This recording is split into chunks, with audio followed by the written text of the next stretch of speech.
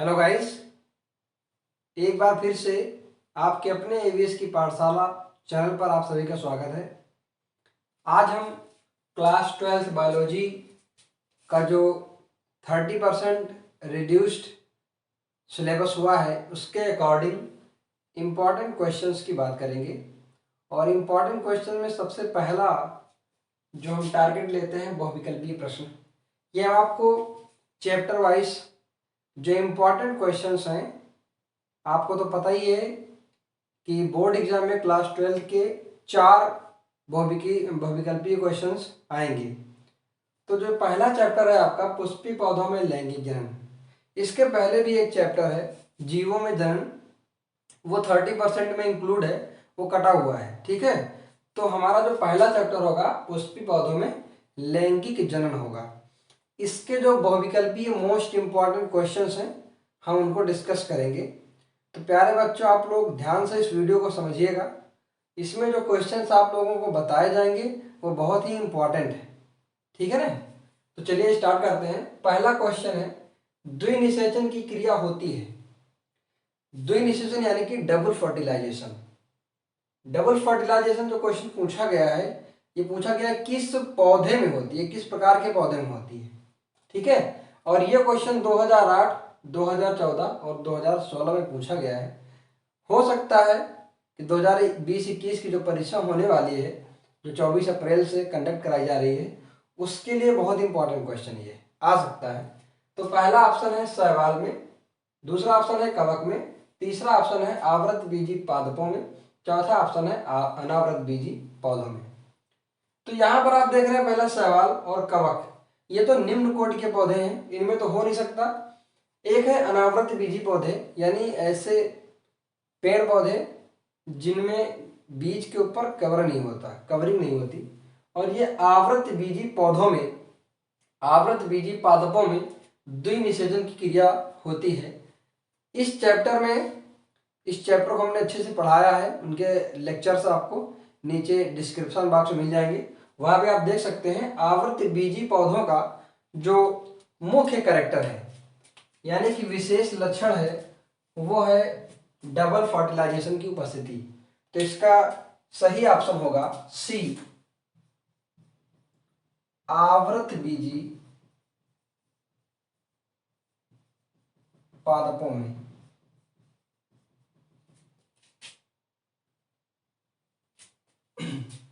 Next question है, भारतीय भ्रूण विज्ञान का पिता कहते हैं। इंडियन एम्ब्रियोलॉजी, ये क्वेश्चन पूछा गया है, इसका फादर किसे कहा जाता है। ये 2017 और 2019 में पूछा गया है।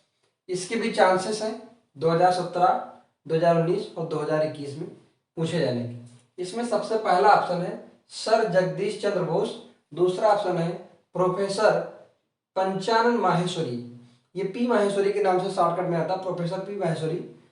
तीसरा ऑप्शन है डॉक्टर हरगोविंद खुराना और चौथा ऑप्शन है डॉक्टर बीरबल साहनी। इसका जो राइट आंसर है वो है बी नंबर,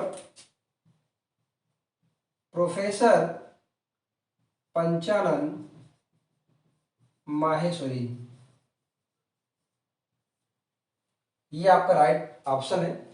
नेक्स्ट क्वेश्चन है, क्वेश्चन नंबर 3, भ्रूण कोश विकास के लिए निम्नलिखित में से कौन सा क्रम सही है। यह क्वेश्चन 2008 और 2014 में पूछा गया है, यानी आफ्टर 6 ईयर, यानी 6 साल के बाद ये क्वेश्चन पूछा गया है।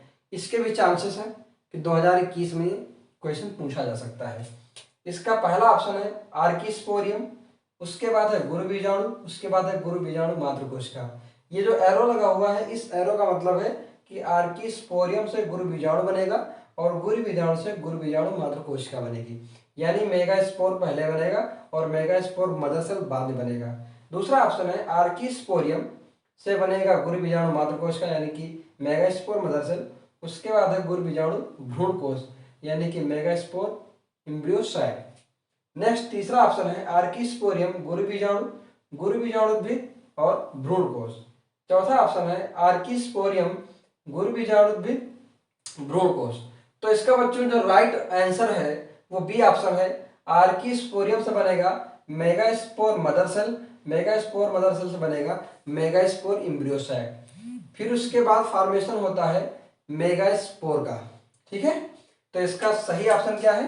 बी नंबर, यानी कि आर्किस्पोरियम, फिर गुरुबीजाणु मातृ कोशिका, फिर गुरुबीजाणु भ्रूण कोश। अगर आपको याद हो तो मैं आपको ये बता चुका हूं कि सबसे पहले आर्किस्पोरियम यानी आर्किस्पोरियल सेल का फॉर्मेशन होता है, अपनी साइज में बड़ी होती है। उसके बाद उसमें डिवीजन होता है, प्राइमरी पैराइटल सेल और प्राइमरी स्पोरोजिनस सेल इसका फॉर्मेशन करती है। प्राइमरी पैराइटल सेल और primary sporogenous cell. Primary sporogenous cell से मेगास्पोर मदर सेल का फॉर्मेशन होता है और मेगास्पोर मदर सेल से गुरुबीजाणु भ्रूण कोश यानी कि मेगास्पोर एम्ब्रियोसाइट का फॉर्मेशन होता है। अब हम लोग देखेंगे नेक्स्ट क्वेश्चन। नेक्स्ट क्वेश्चन हमारा है पॉलीगोनम प्रकार का भ्रूण कोश है, और ये क्वेश्चन 2003 और 2006 में पूछा गया है, तो इसके भी चांसेस बनते हैं। इसका पहला ऑप्शन है 8 कोश की 7 केंद्र की, दूसरा ऑप्शन है 7 कोश की 8 केंद्र की, तीसरा ऑप्शन है 8 कोश की 8 केंद्र की, और चौथा ऑप्शन है 7 कोश की 7 केंद्र की। तो भ्रूण कोश पूछ रहे हैं पॉलीगोनम प्रकार का, तो हम बात करें अगर तो इस टाइप की जो संरचना होती है वो भ्रूण कोश की होती है। ये यहाँ पर स्ट्रक्चर इस टाइप का होता है, उसमें नीचे की ओर 2 सिनर्जिड्स होते हैं, एक एग सेल होता है, 2 पोलर न्यूक्लियाई होते हैं जो एक ही केंद्र के अंदर होते हैं, और 3 जो है ऊपर एंटीपोडल्स होती हैं। तो अगर यहाँ बात करें तो 3 ऊपर की कोशिका, 3 नीचे की कोशिका और 1 बीच की कोशिका, तो 7 कोश की टोटल संरचना होती है। लेकिन इसमें जो केंद्रक होते हैं वो कितने होते हैं? 8 होते हैं। तो यहाँ पर जो ऑप्शन हमारा सही होगा बी ऑप्शन सही होगा। कौन सा ऑप्शन? बी ऑप्शन, 7 कोशिकी 8 केंद्र की, ये वाला हमारा ऑप्शन सही होगा। नेक्स्ट क्वेश्चन है बीजांड का वह स्थान जहां बीजांड वृंत जुड़ा होता है उसे कहते हैं। तो बीजांड वृंत प्यारे बच्चों कौन सा होता है? ये इस टाइप की जो संरचना होती है, ये जो किसी पुष्प से लगा होता है, पुष्प वाला जो भाग होता है जिस पर बीजांड जुड़ा होता है, इसको बोलते हैं बीजांड। और यहाँ वाला जो पार्ट होता है वो होता है न्यूसेलस। न्यूसेलस जिसे बोलते हैं निभाग। क्या बोलते हैं? निभाग।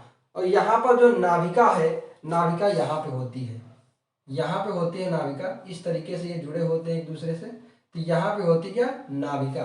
तो इसे बोलते हैं हिलम, अंग्रेजी में बोलते हैं हाइलम कह सकते हो, HILUM। इससे ये जुड़ा होता है।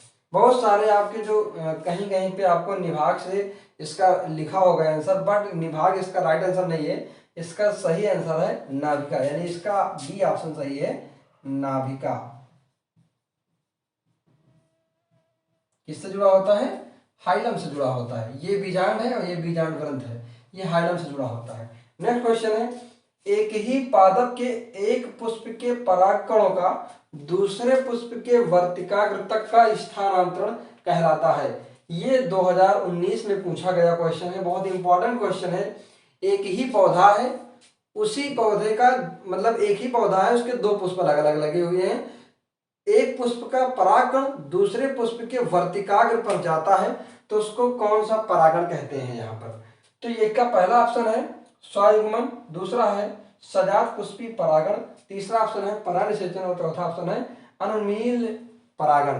तो इसका सही ऑप्शन होगा सजात पुष्पी परागण, यानी बी ऑप्शन इसका सही है, सजात पुष्पी परागण। यहाँ पे देखिए सजात का मतलब एक ही जात है ना, एक ही पौधा हो, उसी के पुष्प के परागकणों का स्थानांतरण होता है वर्तिकाग्र पर। ठीक है, नेक्स्ट क्वेश्चन हमारा है पुष्पीय पौधों में कौन सा भाग अगुणित होता है? यानी जो पुष्प होता है उसमें ऐसा कौन सा भाग होता है जो अगुणित होता है, यानी हैप्लॉइड होता है, जिसमें क्रोमोसोम की संख्या यानी गुणसूत्रों की संख्या आधी होती है, यानी n होती है। पहला है जड़, दूसरा ऑप्शन है पत्ती, तीसरा ऑप्शन है नरयुग्मक और चौथा ऑप्शन है युग्मनज। युग्मनज को अंग्रेजी में बोलते हैं जाइगोट, इसको बोलते हैं मेल गैमेट, इसको बोलते हैं लीफ, इसको बोलते हैं रूट। ये 2020 में पूछा गया है, बहुत ही इंपॉर्टेंट क्वेश्चन है।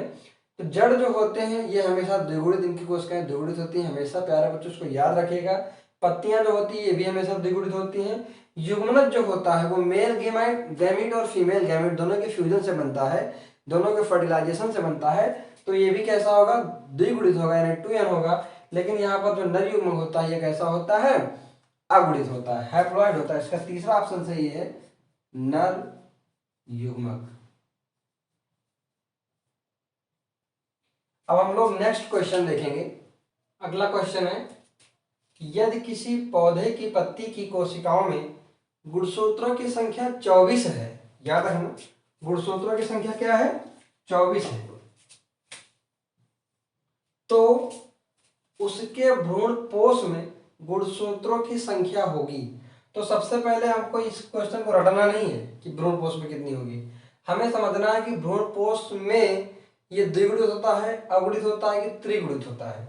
जैसे हमने बीजांड की जो संरचना बताई है, ये बीजांड की संरचना है, इसमें जो एम्ब्रियो सैक होता है, भ्रूणकोश होता है, इसमें 3 ऊपर की ओर एंटीपोडल्स, बीच में 2 पोलर न्यूक्लियाई होती हैं और नीचे 2 सिनर्जिड और एक अंडकोशिका होती है।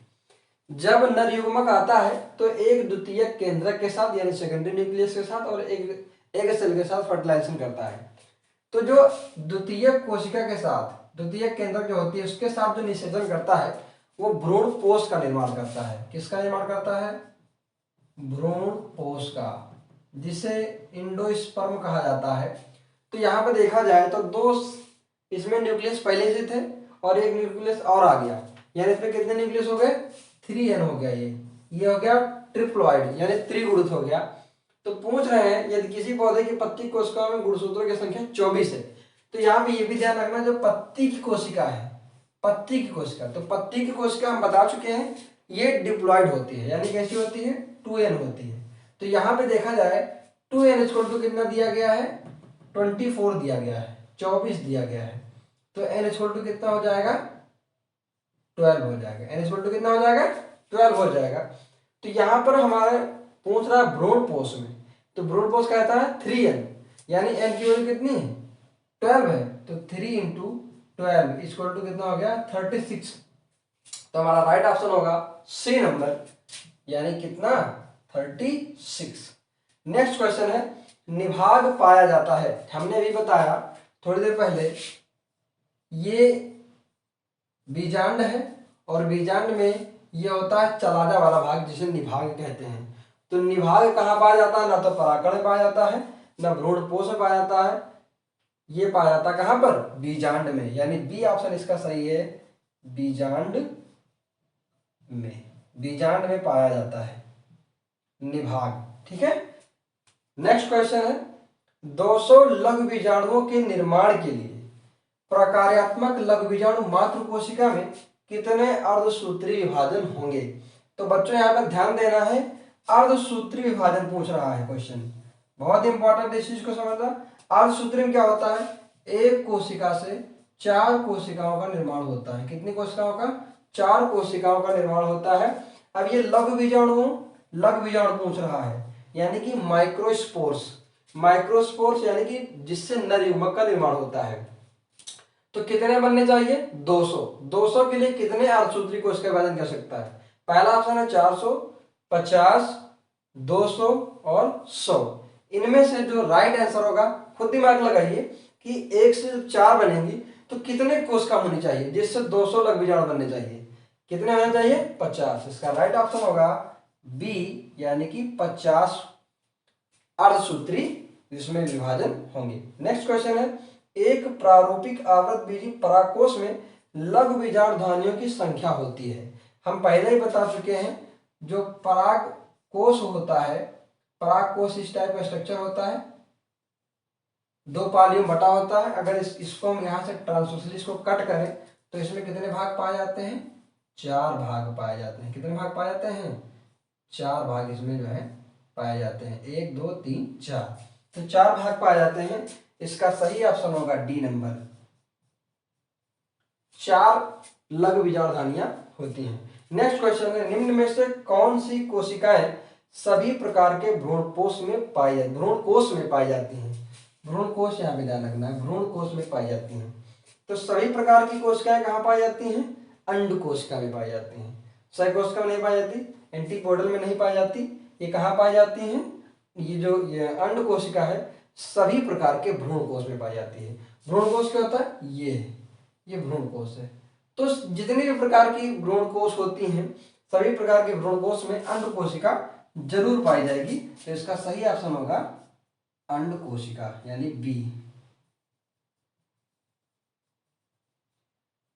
तो प्यारे बच्चों, ये थे मोस्ट इंपॉर्टेंट चैप्टर फर्स्ट यानी पुष्पी पौधों में लैंगिक जनन के बहुविकल्पीय प्रश्न जो आगामी परीक्षा 2021 के लिए जो 2 महीने बाद होने वाली है, ये हमने बहुत इंपॉर्टेंट क्वेश्चन सिलेक्ट किए थे और उनका जो है एक्सप्लेनेशन करके आपको इनके सही ऑप्शन हमने बताए। उम्मीद है कि आपको ये वीडियो पसंद आया होगा। नेक्स्ट जो हमारा वीडियो होगा वो 1-1 नंबर वाले क्वेश्चन यानी पुष्पी पौधों में लैंगिक जनन पर जो 1-1 नंबर के क्वेश्चन आते हैं, बहुत ही इंपॉर्टेंट जो क्वेश्चन है आपके लिए। बहुत सारे बच्चों का सवाल रहता है सर इंपॉर्टेंट क्वेश्चन बता दीजिए, क्वेश्चन ऐसे बहुत सारे हैं। तो इंपॉर्टेंट क्वेश्चन हम सिलेक्ट करके उनको लेके आएंगे और उनका आंसर आप लोगों को बताएंगे। उम्मीद है कि आपको ये वीडियो पसंद आया होगा। अगर आपको ये वीडियो पसंद आया हो तो हमारे वीडियो को लाइक करिए, ज़्यादा से ज़्यादा बच्चों में शेयर करिए और अगर आप हमारे चैनल पर नए आए हैं तो चैनल को सब्सक्राइब करके बेल आइकन को हिट करना ना भूलें, जिससे आने वाले वीडियोज़ के नोटिफिकेशन आप तक पहुँचते रहें। धन्यवाद।